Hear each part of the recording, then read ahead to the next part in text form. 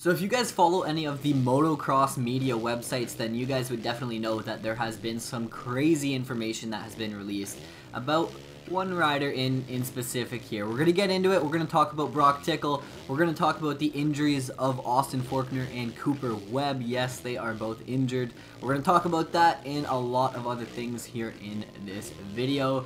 There's going to be some MX vs ATV All Out gameplay in the background when I need it, so I hope you guys do enjoy. So if you guys do like this kind of video, make sure to smash that thumbs up, click that subscribe button to join the Goon Squad, guys. We are on that road to 2K. We've hit 1K. I can't thank you guys enough, man. It means a lot. I feel it in the heart, man. But yeah, we're on that road to 2K. We're on that grind, and it's coming, man. We're almost at 1.1. Let's get it. I'm excited. Let's get into the video.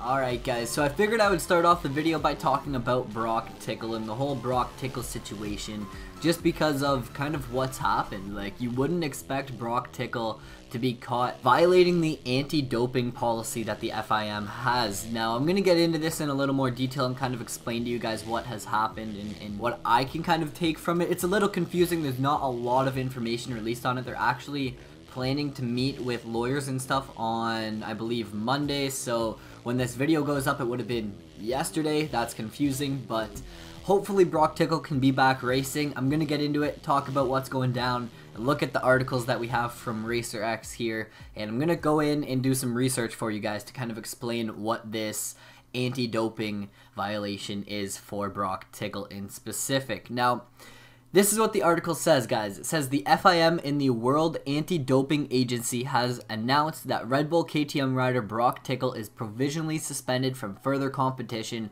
due to the results from an anti-doping test held at the San Diego Supercross. So it all started back in San Diego. Started at San Diego Supercross. They came up, they did a random urine sample test where they have to pee in a cup, I guess, and then they take that back to the lab and they test it for any of the substances that are banned. And sadly for BROC TICKLE, they went on to say that Mr. TICKLE was suspended following the receipt of a report from the WADA accredited laboratory indicating a finding of, this is the weirdest, this is actually the substance, but this is like the weirdest name ever, 5-methylhexane 2-amine, a specified substance under Section 6 stimulants of the 2018 FIM prohibited list.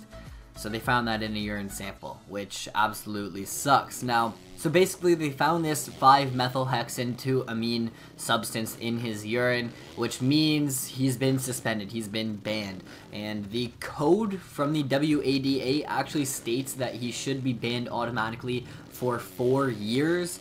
The ban for BROC TICKLE has actually only been provisionally, so he's only provisionally suspended, so he can be released to race kind of whenever at this point. Nothing is like set in stone, so I believe he's gonna go on to fight it and everything. And yeah, man, that's crazy. It says here that in a high-profile case in which WADA test results containing methylhexanamine had an impact on motorsport MotoGP racer Anthony West, he was provisionally suspended, and then later on he lost his appeal when he tried to kind of appeal that. He tested positive for it, and he was actually suspended for 18 months, but that was actually back in 2012, so the code has changed since then. So it's going to be interesting to see what happens to BROC TICKLE. Now, what I wanted to show you guys is this, and kind of what this drug is. So this is a drug that is synthetically made in a laboratory, and it's actually, or originally was used as a nasal decongestant. Now, today it's kind of sold as a dietary supplement used for attention deficit hyperactive disorder, ADHD, weight loss, improving athletic performance, and bodybuilding. So right there you can see why it kind of goes against the WADA rules relating to the Toronto Blue Jays. One of their players, or one of their prospects, actually got tested positive for this. And down here, I just wanted to read this right here. So it says here that methylhexamine is a nasal decongestant, but it's also considered a stimulant. It is considered a vasoconstrictor increasing heart rate and blood pressure and sending more blood to the areas of the body that need it. So this is what kind of helps them focus more. More recently, the compound has actually become more popular as a dietary supplement and is actually found in a lot of the strength conditioning powder drinks which help with training.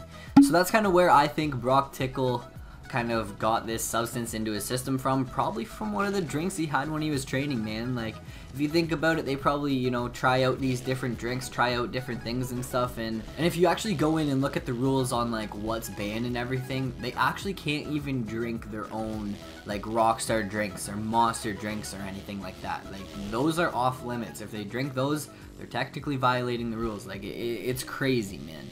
So that's the whole story on BROC TICKLE. It's going to be interesting to see kind of some updates on that, and I'll try and keep you guys updated as this goes. And honestly, by the time this video goes up, there might be some more information announced. So stay tuned, and if there is anything, I'll try and put it in the description below. Now here, guys, Austin Forkner down and out. So he had a brutal night the other night in, where was it? Minneapolis. That's where the Supercross was.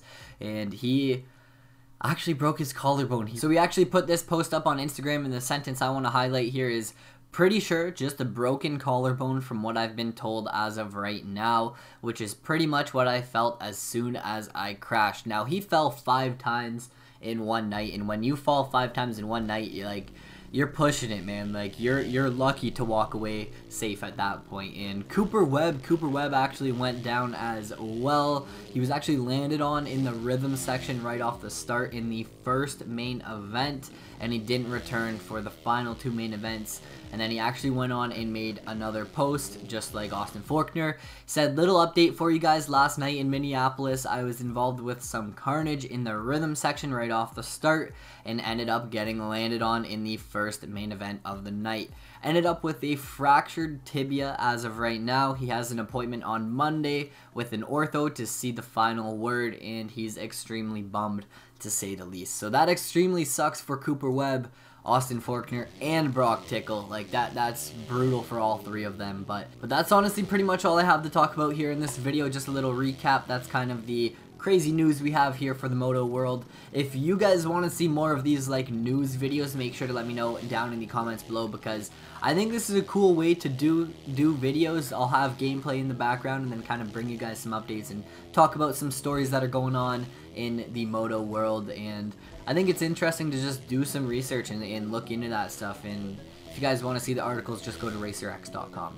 That's where I found them. So just for a little recap, we have BROC TICKLE getting caught doing some like methylhexanamine mo drug, and then we have Austin Forkner and Cooper Webb getting hurt. Like, jeez, man, crazy information. It looks like Anderson's gonna get a championship. Osborne's probably gonna get a championship. The KTM team is probably like, boom, mind blown, because they lose a rider, and then Muskin's not doing too good. He's not winning and probably not getting the results that they want. He didn't do too bad there in Minneapolis, but he's not winning a championship. So they're used to taking home the dubs, man. So that's pretty much all I got for this video, guys. Smash that thumbs up if you did enjoy. Click that subscribe button if you did enjoy. Throw any comments down below if you have any comments. And yeah, peace out.